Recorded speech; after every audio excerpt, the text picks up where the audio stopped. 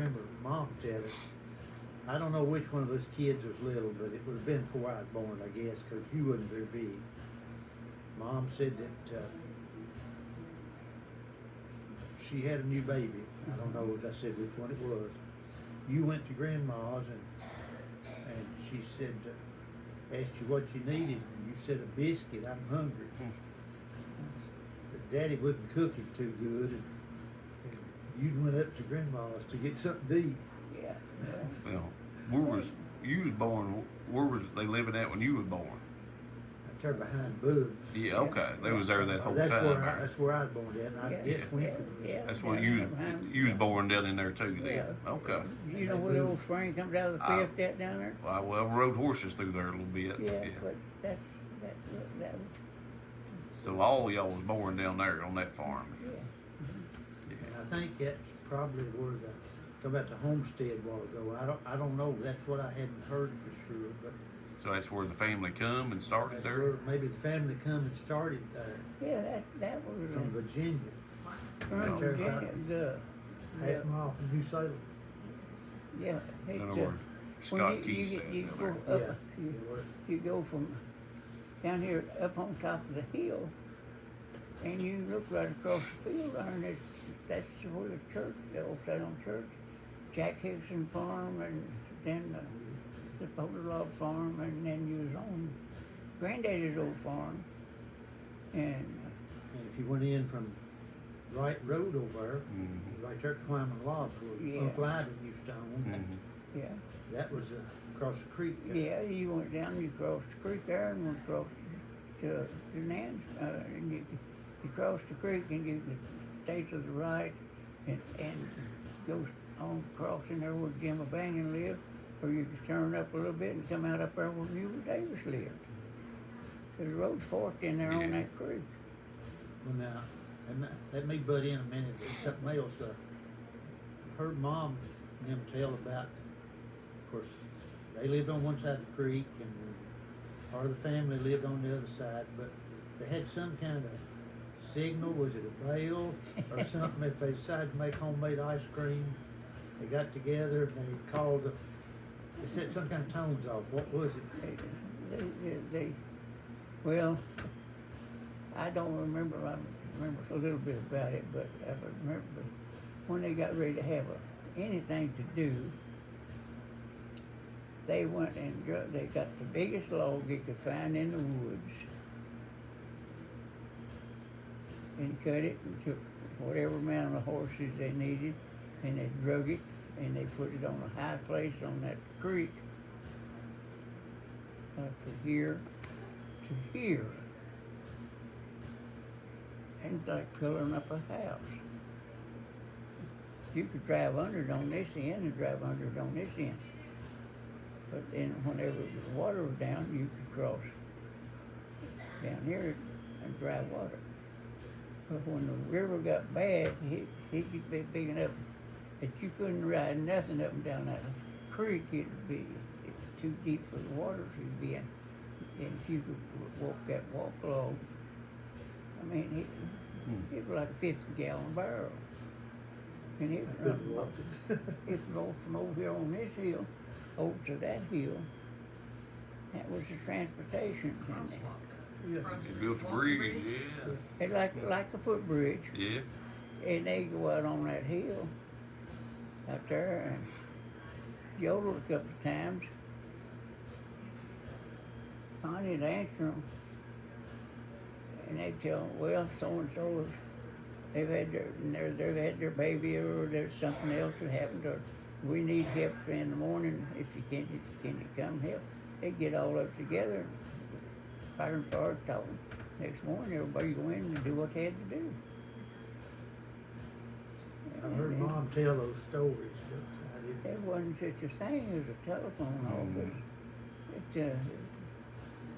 You sent it by. Yeah.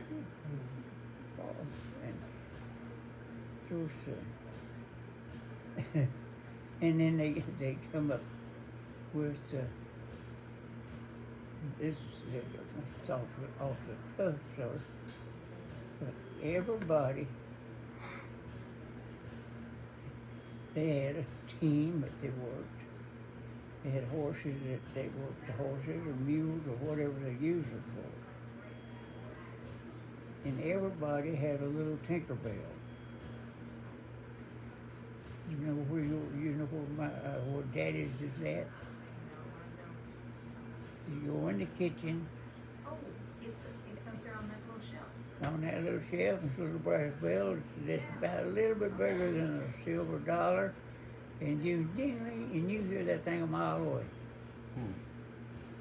And when I got I've used it on saddles a lot so use it out somewhere or another. At night, if that horse moved a foot, you could hear that little tinkle. And you didn't worry about getting lost. About everybody knowed that little bell. And when I left to go to the Army, I took it off and put it in the kitchen. I told them to keep it. So it's one passed down from. I rode a horse and had it on the saddle horn. Yeah. And how far back does it go? Who had it before you did? Daddy and Mama them, they it to bought it and give it to me when I got big enough to ride a horse. So Yeah. they bought it new out of the store. Oh, okay. And it's a little brass bell about that big around. Yeah. It's just a tiny bit bigger than a silver dollar. Like they put big bells on the cows to find them and Yeah, milk cow and stuff. Yeah, everybody had one. And the secret of one bell in a cow herd, you put it on the friendliest cow you got. Good neck on it, where they won't lose it. And whenever you go out, you start talking to this one cow. And don't never lie to her. Take her something in your pocket and give it to her and let her eat it, and she'll eat it. When you come back out and you want to talk to her again, you holler and call her name and rattle that bell, and she'll bring a herd of cattle to you. Yeah. I've got Daddy's ones he had on his team down there. Yeah. And they made them, the cowbell, it's not a square, but it's wide and about that thick. But now the bell that they put on the horses, on the fork, out on the team, was a little bell, and they were brass. They looked like and they were used every day. That horse wore them on one of the hames, and every time they moved their feet, they worked. Yeah. And you could be out here and going down the road, half a mile away, and you hear, well, there goes so-and-so going home. Everybody learned. They didn't put a bell on you when you left the Army, No, I had the bell at home. You could sneak out of the Army. Well, yeah, you could sneak out, but they had your name written down on the piece of paper, and I mean, there's all that stuff. And that's important. Yeah. We're gonna play this sometime for the family to hear. It's important, and it's just as important as your birthday certificate. Now, I remember you going to the Army. I mean, I remember you coming home, but I don't remember when you left. Because I was 3 when you left. And I was 5 when you come in. I remember you coming in the middle of the night. But I don't remember. You don't remember anything about him prior to this? You Not didn't, really you didn't that know much. it because you're too little? That's too little then. Yeah, he was just walking. You'd heard of him, maybe seen pictures or something. Well, I had pictures of it. We've got a picture somewhere of him and his horse, Ole Red. Yeah. And we tried to find it last night and couldn't before he went to the Army. Old Red was mighty nearly as red as that right there. It wasn't hardly as that red. But you could be on this side of the Green River Bridge and up and down 88, most anywhere around. You get on him and that road 2 range. And just tie bow on this child, hang him over his neck. And when I called up on him, I said, Red, let's go home. He hit the road. And wherever it was at, even across the river, over in next to Summersville, he would come down and cross the river. Or if I was in Hart County, he'd cross the river there below the old Salem Church, at the hill to the house. And never had him turn me down but one time. And I went down to go home and went over at the Fresh. They was having a 4th of July get-together over there. I was about 15 years old, and Daddy said, and I'd been working in the fire scratch all day. Daddy said, now don't stay out too late, said we gotta work again tomorrow. And I said, okay. So I went down and needed thunder and lightning back toward Pierce that evening. I got up, went over there, and I don't know. Might have had 50 cents to spend, might have had $2. I don't remember. But I remember always got a little something to eat. They showed Ticky Handy. He had two buildings associated. He had boxed in with a tarpaulin, and he showed a movie in there. Well, there was a whole bunch of us kids, boys, and some girls. Married, they had some married people there too. So when the movie was over, there was a cloud land back towards Pierce, up to our right. And, well, guess we better get up and get out of here. It might rain after a while. And I got on Red, and I went down about off over the hill down to the river.